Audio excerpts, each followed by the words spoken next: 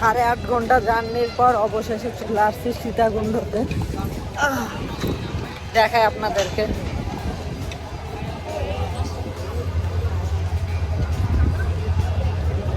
তো দেখতে পারতেছেন এখানে লেখা আছে সীতাকুণ্ড। তো এখন যাইতেছি হচ্ছে চন্দ্রনাথ পাহাড়ে। এই জায়গায় ভাড়া নিবে জন প্রতি 20 টাকা করে। তো এই আর কি। দেখেন এই পাশ থেকে দেখা যাইতেছে অল্প একটু দেখা যাইতেছে। যাই হোক হচ্ছে আমরা পাহাড়ে যাই, এরপরে আপনাদেরকে এখন চলে আসছি আর কি হচ্ছে চন্দ্রনাথ পাহাড়ে। আর কি হচ্ছে দেখায় আপনাদেরকে।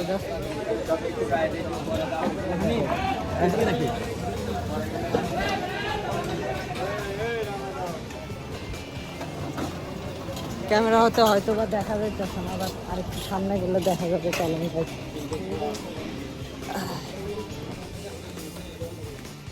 তো এখন হচ্ছে আমরা যাইতেছি হচ্ছে চন্দ্রনাথ পাহাড়ের উপর উঠতেছি।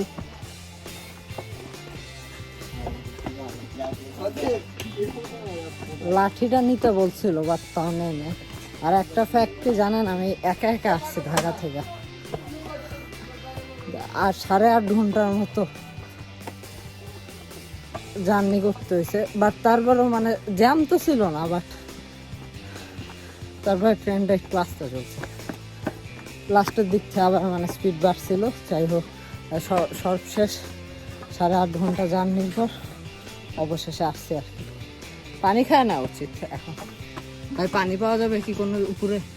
উপরে পানি পাওয়া যাবে, কিন্তু ইনটেক পানি কিনে নিতে না, মানে এমনিতে খাওয়ার জন্য পানি নেই। দেখেন ডেঞ্জারাস একটা জায়গা। এই জায়গা হয়তো বা দেখা যাবে না, আর একটু সামনে থেকে দেখা মধ্যে আর কি। এই যে জায়গাটা দেখতেছেন পুরাটাই আর কি ফাঁকা। সাবধানে চলা উচিত আমি মনে করি। একটা অদ্ভুত এক্সপিরিয়েন্সের শিকার হইলাম।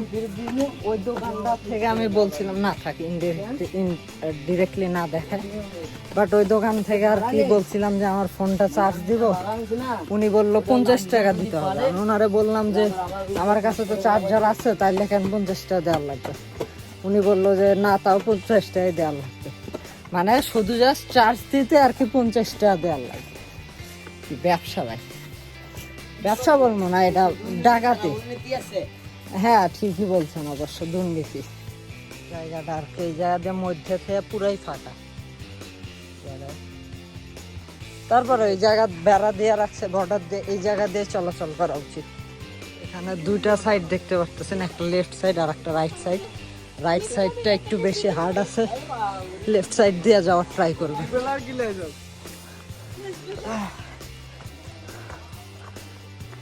ক্লান্ত হয়ে গেছি অনেকটুকু আসার পর আর কি।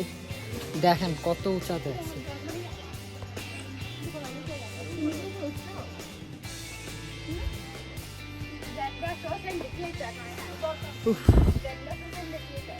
আর একটা কথা কি, খোলা পানিও পাওয়া যায় না বলে পানি কেনার জন্য। এটাও একটা প্রবলেম হয়ে গেছে।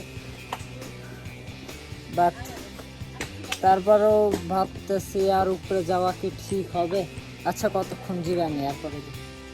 তো এখন আরো উঁচায় যাইতেছি, চূড়ায়।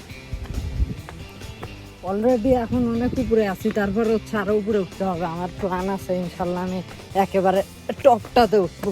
ভালোই সময় লাগে আর একটু কষ্টও আছে। সবচেয়ে বড় সমস্যাটা হচ্ছে আর কি পা মচকা যায়।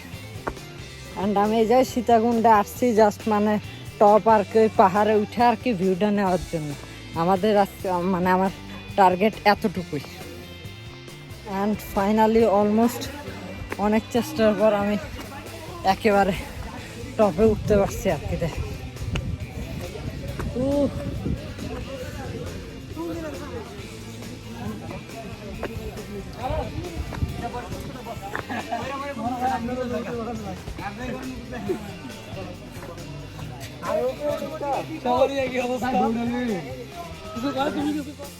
তো ফাইনালি টপ ফ্লোরে ওঠার পর হচ্ছে আবার হচ্ছে ব্যাক করতেছি, নিচে যাইতেছি।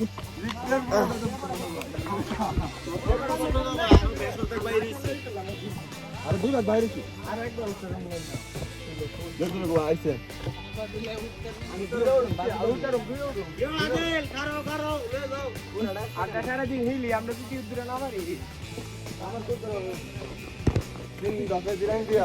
সিঁড়িগুলা রিস্কি আছে, পা মচকে যাওয়ার চান্স আছে অনেক।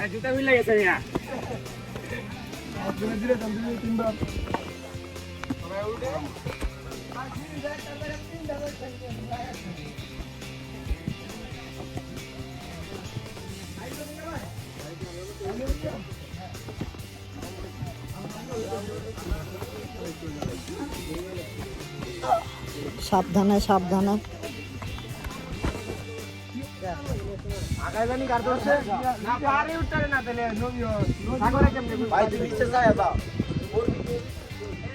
ঠিক বলছেন, সাবধানে আঠা উচিত।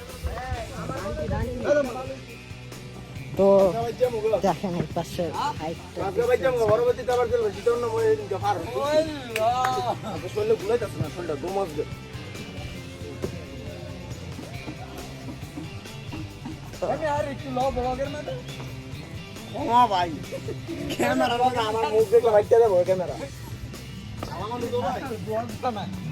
নিজে নাম পারে না বাতাস আসতেছে, সেই বাতাসটা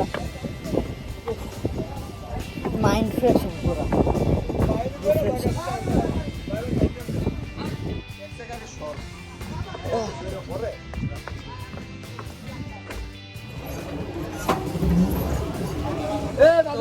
এখন হচ্ছে আবার বাস স্ট্যান্ডে ফিরে যাইতেছি। অ্যান্ড হচ্ছে আজকের ভিডিওটা ছিল এই পর্যন্ত। আশা করি আপনাদের কাছে ভালো লাগছে। ভালো লাগলে ইউটিউব চ্যানেলের সাথে থাকবেন, চ্যানেলে নতুন হলে সাবস্ক্রাইব করে দিন। Keep watching, thanks for watching. আসসালামু আলাইকুম।